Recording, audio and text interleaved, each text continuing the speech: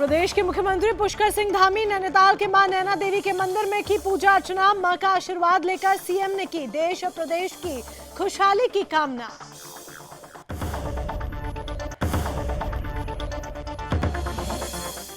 धामी कल रहेंगे रुड़की के दौरे पर, जिसको लेकर रुड़की के नेहरू स्टेडियम में जोर शोर से हो रही हैं तैयारियां। दौरे को लेकर बीजेपी कार्यकर्ताओं में दिखा खासा उत्साह।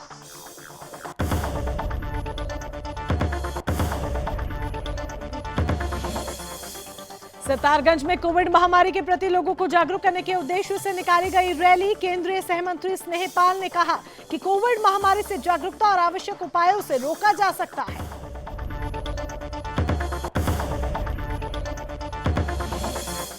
और खटीमा के नानक मत्ता गुरुद्वारा में प्रबंधक कमेटी के आगामी चुनाव को लेकर गुरुद्वारा प्रबंधक कमेटी ने बैठक की आयोजित।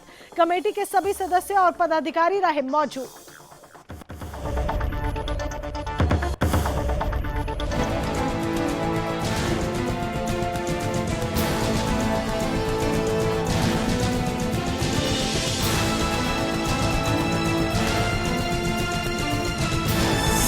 आप देख रहे हैं सुदर्शन न्यूज।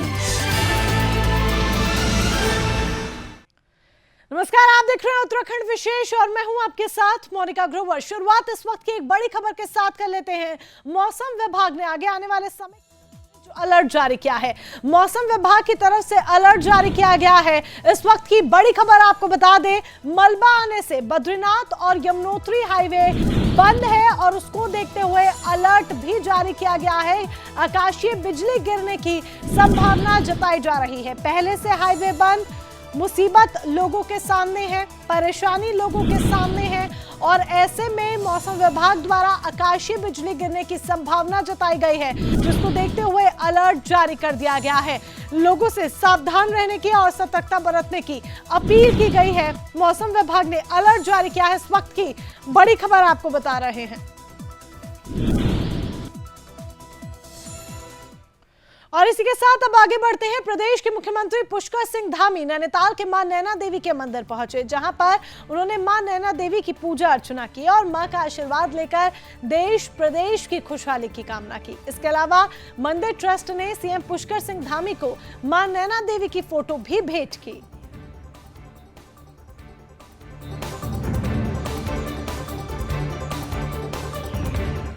एक तरफ सीएम ने जहां मां नैना देवी के दर्शन पूजन किया, तो वहीं दूसरी तरफ विधानसभा चुनावों को लेकर भी मुख्यमंत्री अपनी कमर कस चुके हैं और तैयारियां कर रहे हैं। इन दोनों मुख्यमंत्री धामी दौरों पर है। इसी कड़ी में सीएम धामी पहली बार रुड़की के दौरे पर रहेंगे, जिसको लेकर रुड़की के नेहरू स्टेडियम में जोर शोर से तैयारियां की जा रही हैं। साथ ही दौरे को लेकर बीजेपी कार्यकर्ताओं में खासा जोश उत्साह देखने को मिल रहा है। मिली जानकारी के अनुसार मुख्यमंत्री रुड़की के सरकारी अस्पताल में ऑक्सीजन प्लांट का भी लोकार्पण करेंगे। साथ ही क्षेत्रवासियों को कई सौगात भी देने की संभावना जताई जा रही है और कई घोषणाएं उम्मीद जताई जा रही है कि मुख्यमंत्री अपने रुड़की दौरे के दौरान कर सकते हैं। वहीं जिलाधिकारी विनय शंकर पांडे ने बताया कि सीएम के दौरे को लेकर तैयारियों को देखा जा रहा है।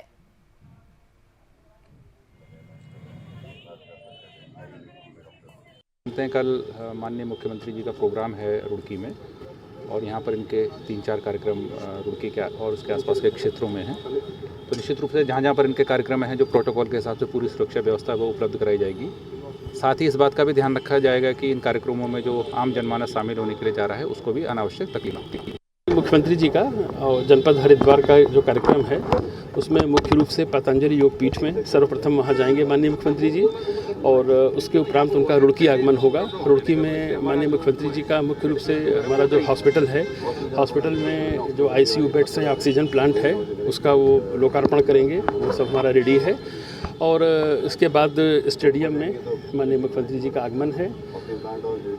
झबरेड़ा विधानसभा, रुड़की विधानसभा और भगवानपुर विधानसभा के जो कुछ निर्माण कार्य पहले हुए हैं, उनका लोकार्पण भी यहाँ।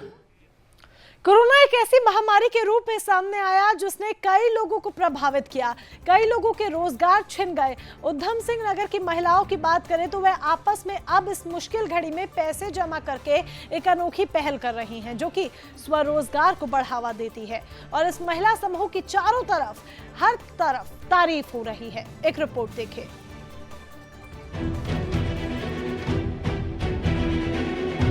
कोरोना की दूसरी लहर ने हर किसी को झंझोर कर रख दिया था। हर व्यक्ति पर आर्थिक संकट के बादल छा गए थे। इसी बीच काशीपुर की कुछ महिलाओं ने आपस में पैसे जमा कर एक ऐसी पहल की शुरुआत की है जो कि काबिले तारीफ है। जहां कोरोना के दौरान महिलाओं को सहायता देने के लिए कुछ महिलाओं ने एक समूह नई किरण स्वयं सहायता समूह शुरू कर दिया, जिसमें दर्जनों महिलाओं को रोजगार मिलना शुरू हो गया है, क्योंकि इस चौलाई के लड्डुओं को बाजार में खूब पसंद किया जा रहा है। जिन महिलाओं का कोरोना काल में रोजगार छिन गया और परिवार भुखमरी की कगार पर आ गए, उस वक्त ये महिला समूह उनके लिए वरदान साबित हुआ, जिसमें जिन महिलाओं का कोरोना काल के चलते रोजगार चला गया था, उन्हें यहाँ एक रोजगार भी मिला और परिवार का पालन पोषण भी हुआ, जिसको बढ़ावा देने के लिए नगर निगम की मेयर उषा चौधरी ने हाथ आगे बढ़ाए और इस उत्पादों को हाईटेक किया। आज हम जिस दौर से गुजरे हैं वो सब भली भांति परिचित हैं और आज के समय में हम सबको ये आवश्यकता है कि हमारे घर की हर बहन अपने आप कुछ कार्य कर अपने परिवार का भरण पोषण में कुछ सहयोग अपना दे सके। इसी के मन में विश्वास रखते हुए आज एक नई किरण की शुरुआत हुई है और इस नई किरण में सहायता समूह के माध्यम से 75 महिलाओं को जोड़ा गया है। नगर निगम काशीपुर की मेयर उषा चौधरी ने कहा कि महिलाओं ने जो ये कार्य किया है वो बहुत सराहनीय कदम है। कोरोना काल में आई मुसीबत के समय महिलाओं को एक रोजगार मिला है, जिससे आज इस उत्पादन को हाईटेक करने का सौभाग्य मुझे मिला है। साथ ही उन्होंने कहा कि प्रधानमंत्री के स्वरोजगार भारत के सपने को साकार किया गया है और जो भी हमारी तरफ से सहायता संभव होगी वो हर हालत में मिलेगी। Bureau report, Sudarshan news. Sitarganj में उप जिलाधिकारी भारत लोक शिक्षा परिषद रुद्रपुर चैप्टर के अध्यक्ष अरुण अग्रवाल की मौजूदगी में एक रैली निकाली गई, जिसका मुख्य उद्देश्य कोविड महामारी के प्रति लोगों को जागरूक करना रहा, ताकि आमजन को इस बीमारी से बचाया जा सके। वहीं मुख्य अतिथि केंद्रीय सह मंत्री स्नेहपाल ने कहा कि कोविड महामारी से जागरूकता और आवश्यक उपायों से रोका जा सकता है। प्रधानमंत्री नरेंद्र मोदी की ओर से देश और समाज के स्वास्थ्य पर इस महामारी को देखते हुए जो कारगर उपाय संभव है, वो उपाय युद्ध स्तर पर किए जा रहे हैं।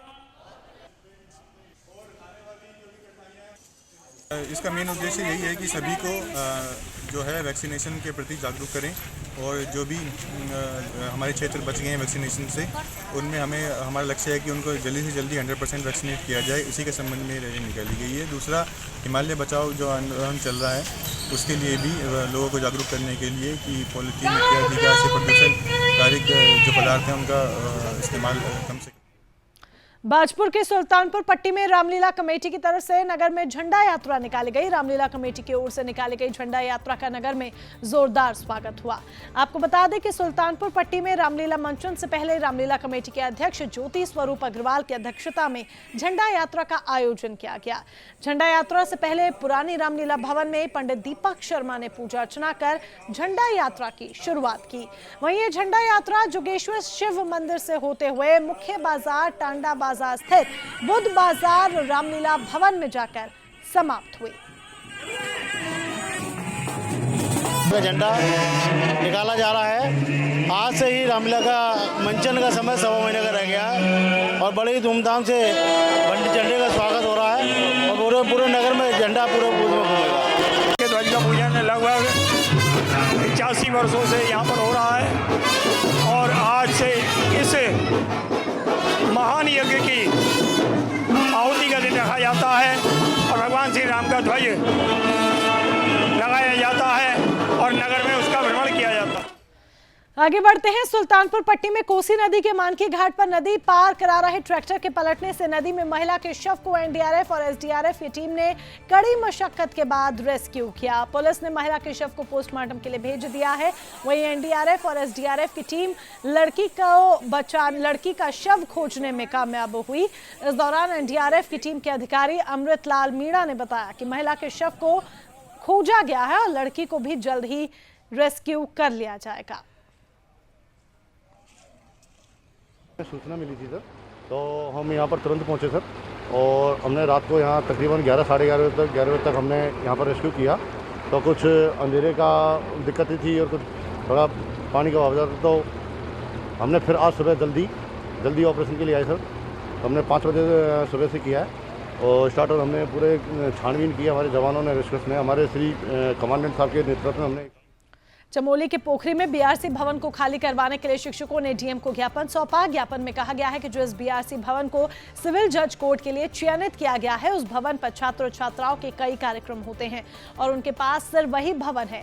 वहीं डीएम का कहना है कि इस संबंध में एडीएम की अध्यक्षता में कमेटी बनाई जाएगी। उस कमेटी की रिपोर्ट के आधार पर ही कुछ निर्णय लिए जाएंगे।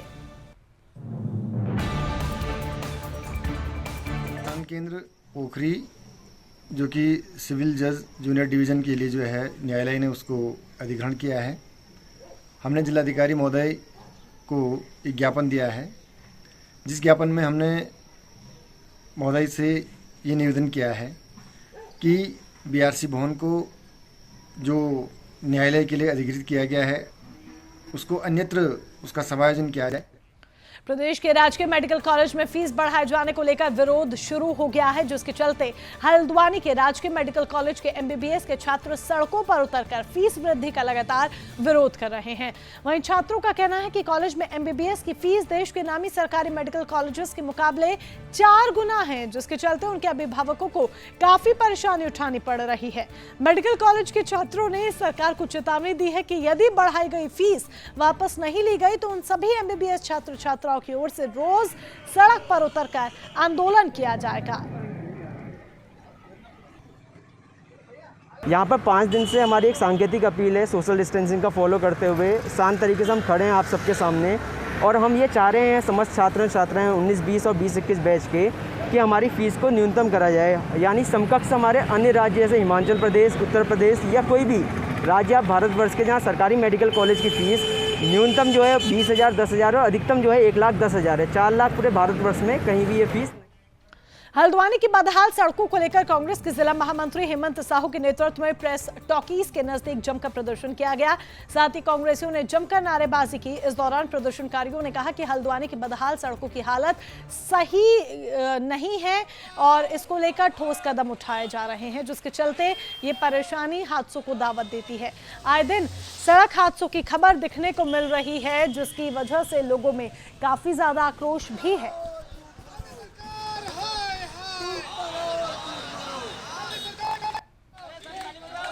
धर्मनगरी हरिद्वार स्थित जयराम आश्रम में ब्रह्मलीन गुरुदेव श्री देवेंद्र स्वरूप ब्रह्मचारी की 70वीं श्रद्धांजलि समारोह आयोजित किया गया और ब्रह्मलीन देवेंद्र स्वरूप ब्रह्मचारी की प्रतिमा पर माल्यार्पण कर स्वामी को भावभीनी श्रद्धांजलि अर्पित की गई। इस दौरान सन्यासियों के सभी 13 अखाड़ों के प्रतिनिधि संत, अखाड़ों के आचार्य महामंडलेश्वर और कई राजनीतिक पार्टियों के कद्दावर नेता श्रद्धांजलि समारोह में उपस्थित रहे। वहीं श्रद्धांजलि समारोह में शिरकत करने पहुंचे कांग्रेस पार्टी के प्रदेश अध्यक्ष गणेश गोदियाल ने आगामी विधानसभा चुनाव में कांग्रेस की जीत का दावा किया है। जयराम आश्रम में श्री देवेंद्र स्वरूप ब्रह्मचारी जी के पुण्यतिथि पर उन्हें श्रद्धांजलि देने आया हूँ। चुनाव के बारे में आप लोगों से फिर बात करेंगे, लेकिन इतना तय है कि प्रथम चरण की हमारी जो परिवर्तन यात्रा थी उसकी अपार सफलता के बाद हम उम्मीद करते हैं कि हरिद्वार में 18 तारीख से होने वाली हमारी द्वितीय चरण की परिवर्तन यात्रा और भी प्रभावशाली और भी उमंग भरी होगी। और से आप देख सकते हैं कि चुनाव की तैयारियां कांग्रेस पार्टी की किस रूप में। उमेश शर्मा काऊ जी से मेरी निजी रूप में पहले भी मित्रता रही है, मेरे मित्र हैं, आज भी मित्रता है और भविष्य में भी मित्रता। लघु व्यापारियों के सामूहिक संगठन लघु व्यापार एसोसिएशन के आह्वान पर देवपुरा चौराहे पर नगर निगम प्रशासन की ओर से चिन्हित 15 वेडिंग जोन में लघु व्यापारियों को सम्मानित करने और चित्रा सिनेमा के सामने रेलवे रोड से 2010 के कुंभ में हटाए गए खोखा मार्केट के लघु व्यापारियों को रेलवे रोड पर ही वेंडिंग जोन के रूप में स्थापित किए जाने की मांग को लेकर प्रदर्शन किया गया। साथ ही रेहड़ी पटरी के लघु व्यापारियों ने हाथों में छाता लेकर नगर निगम तक न्याय सम्मान रैली निकालकर नारेबाजी की। इसी क्रम में नगर आयुक्त दयानंद सरस्वती को अपनी 5 सूत्रीय मांगों को लेकर उन्होंने ज्ञापन सौंपा। बैंडिक जोन के जो उत्तराखंड के अध्यक्ष हैं संजय चोपड़ा, उन्होंने बताया बैंडिक जोन के बारे में कि 15 बैंडिक जोन बन चुके हैं, परंतु अभी उनका क्रियान्वयन नहीं हुआ। हमारा ये कहना है अपने बारे में, सुप्रीम कोर्ट के आदेश से हम बैठे हुए थे। 19 अगस्त 2010 को हमें हटा दिया गया। हमने कंडम डाली एक कंटम अशोक कुमार चड्ढा एंड रविशंकर के नाम से डाली थी, जिसमें 27 नवंबर 2015 को यह आदेश हुए कि इनको 3 महीने में इनकी सहमति से जगह दे दी जाए। हमारी न्याय रैली है छाते को हाथ में लेकर, जो 2016 के अंदर राज्य सरकार द्वारा तमाम रेहड़ी पटरी वालों को संरक्षण देने के लिए जो उत्तराखंड सरकार द्वारा अमरेला कानून लेके आया गया था, उस अमरेला कानून के तहत पूरे पंचपुरी क्षेत्र में हरिद्वार के अंदर 15 वेंडिंग जोन 2012 के डिक्लेयर हैं, 2012 के चिन्हित हैं। लेकिन दुर्भाग्यपूर्ण विषय यह है कि 2012 से लेकर अब तक किसी भी वेंडिंग जोन के अंदर समाहित नहीं किया गया। सिर्फ एकमात्र वेंडिंग जोन बना है 50 की क्षमता का, वो भी 6 महीने से तैयार है। उसमें 6 महीने से तैयार होने के बाद में उसका उद्घाटन नहीं हुआ। खटीमा के नानकमत्ता गुरुद्वारे में प्रबंधक कमेटी के आगामी चुनाव को लेकर गुरुद्वारा प्रबंधक कमेटी ने बैठक का आयोजन किया, जिसमें कमेटी के सभी सदस्य और पदाधिकारी मौजूद रहे। वहीं प्रधान सेवक सिंह ने बताया कि इस बैठक में नानकमत्ता से एक स्थानीय कमेटी मेंबर को जरूर चुना जाए, इसको लेकर चर्चा की गई है। इसके अलावा गुरुद्वारे के पूर्व जनरल सेक्रेटरी प्रीतम सिंह संधू ने इस मीटिंग का विरोध करते हुए मीटिंग का बहिष्कार किया और बैठक छोड़कर निकल गए। वहीं प्रेस कॉन्फ्रेंस के दौरान उन्होंने अपनी बात रखते हुए कहा कि इस बैठक का आयोजन उस कमेटी मेंबर की ओर से किया गया है, जिसका कोई कार्यभार नहीं है। देखिए, आज जो बैठक थी वो कार्यवाहक सरदार धन्ना सिंह जो है उनके द्वारा बुलाई गई थी, जो कि असंवैधानिक थी, क्योंकि सरदार धन्ना सिंह के पास कानूनन तौर पर कोई ऐसा अधिकार नहीं था कि जो गुरुद्वारा प्रबंधक कमेटी की बैठक को बुला सकें।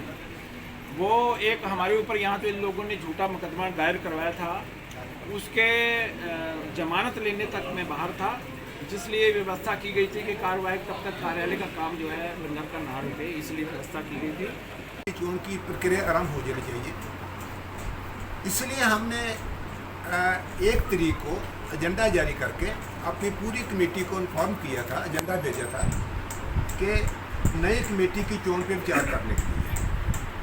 तो उसमें से हमारे कुछ 16-17 मेंबर जब हम दूर पहुँचे, उन सभी 16-17 मेंबरों ने सर्वसम्मति से प्रस्ताव पास किया। खटीमा के गांव खेतल संडा मुस्ताजार में झूला चाचड़ी खेल लगाकर कुमाऊं का सुप्रसिद्ध 10 दिवसीय त्योहार सातों आठों का विधिवत समापन किया गया। आपको बता दें कि यह त्योहार कार्यकारी प्रदेश अध्यक्ष भुवन कापड़ी की उपस्थिति में किया गया। साथ ही ढोल नगाड़ों के साथ पारंपरिक तरीके से गाजे बाजों के साथ मां गौरा और महेश्वर की विदाई भी की गई। दरअसल बताया जा रहा है कि महिलाएं परिवार की सुख शांति और संतान प्राप्ति के लिए त्योहार धूमधाम के साथ मनाती हैं और मां गौरा और महेश की स्तुति करती हैं। पर्व समापन के दिन को हिल यात्रा कहा जाता है। और जैसे आपने कहा कि क्या नाम का जो है इस समय जो इंटरेस्ट और रुचि कम हो रही है, मैं देख रहा था तो कई पहले क्या था कि हमारे जो पूर्वज थे, जो हमारे बुजुर्ग लोग थे, तो जो है रात 2:30 बजे तक खेल लगाते थे। आज मैं देख रहा हूँ इसका जो है क्रेज कम हो रहा है। और जो है मैं स्वयं ही यहाँ आया था, बुढ़ावा भी गया था मैं, तो मैंने देखा क्रेज कम हो रहा है। तो फिर मैंने सबको ही बुला के जो है यहाँ खेल लगाना स्टार्ट किया। उसके बाद जो है हमने गौरा माता को जो है आज हमने बहुत भव्य तरीके से जो है क्या नाम का गौरा माता का जो खेल होता है, हिल यात्रा होती है, उसको जो हमने आज अभी हमारा संपन्न होता है। पौड़ी विकासखंड के ई डिस्ट्रिक्ट केंद्र में खराब नेट कनेक्टिविटी के चलते आम जनता और ग्राम प्रधानों को इन दिनों खासी परेशानी हो रही है। दरअसल ग्रामीण ई डिस्ट्रिक्ट केंद्र में जरूरी प्रमाण पत्रों को बनवाने के लिए तो लोग पहुंच रहे हैं, लेकिन यहां पर उन्हें खराब नेट सेवा का खामियाजा उठाना पड़ रहा है, जिससे उनके प्रमाण पत्र समय पर नहीं बन पा रहे। वहीं ई डिस्ट्रिक्ट के कर्मचारी भी नेट सेवा के बाधित रहने से परेशान है। प्रधान संगठन के अध्यक्ष ने जनसेवा के लिए बने ई डिस्ट्रिक्ट केंद्रों में नेट कनेक्टिविटी की खराबी को लेकर नाराजगी जाहिर की है।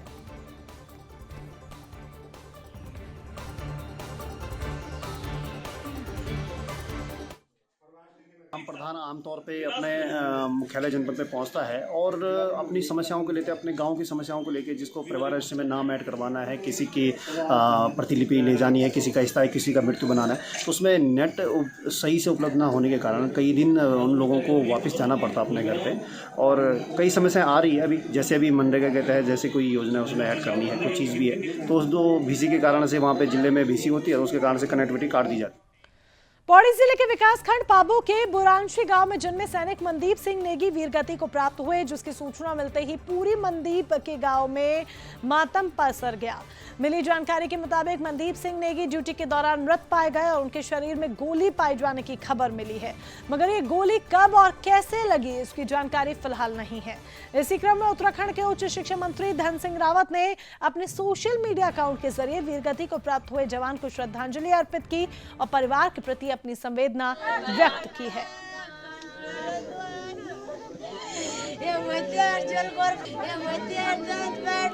देश और दुनिया में सिंगिंग के क्षेत्र में अपनी अलग पहचान बनाने वाली नेहा कक्कड़ के भाई विशाल कक्कड़ को गोल्डन अचीवर अवार्ड से नवाजा गया। आपको बता दें कि आगरा में आयोजित गोल्डन अचीवर अवार्ड कार्यक्रम में विशाल कक्कड़ को बिजनेस टाइकून अवार्ड मिला है। विशाल सामाजिक क्षेत्र में बढ़ चढ़कर अपना योगदान देते रहते हैं। विशाल ने मलिन बस्तियों में रहने वाले लोगों के लिए वाटर कूलर की व्यवस्था हर साल अपने पिता की पुण्यतिथि पर वो करते हैं। इतना ही नहीं, कोरोना काल में लाखों जरूरतमंदों तक राशन भी उन्होंने पहुंचाया है।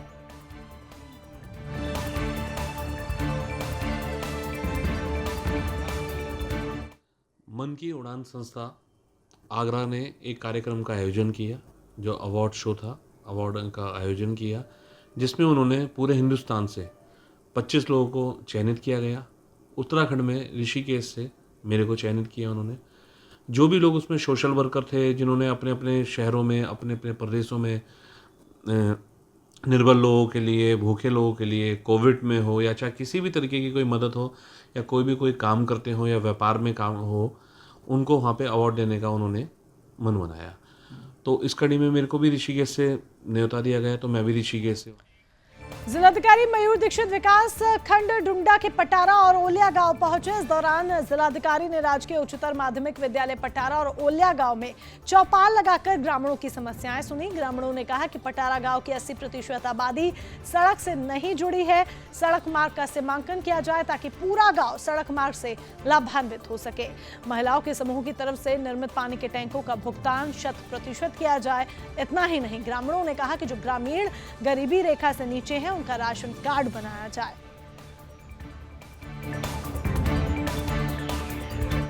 लोक संस्कृति, लोक परंपराएं किसी भी क्षेत्र की पहचान होती हैं।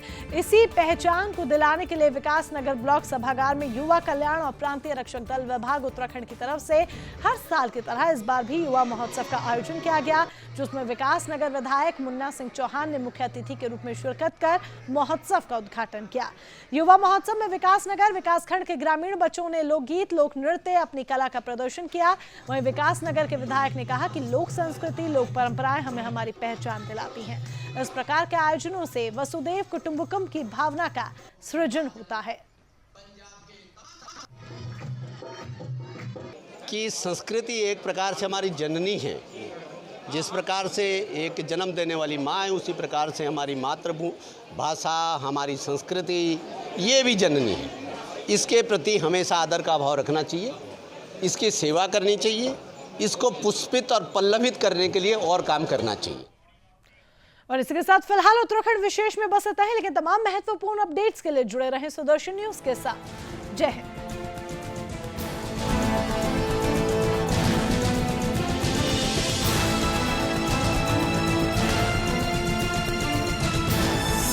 आप देख रहे हैं सुदर्शन न्यूज।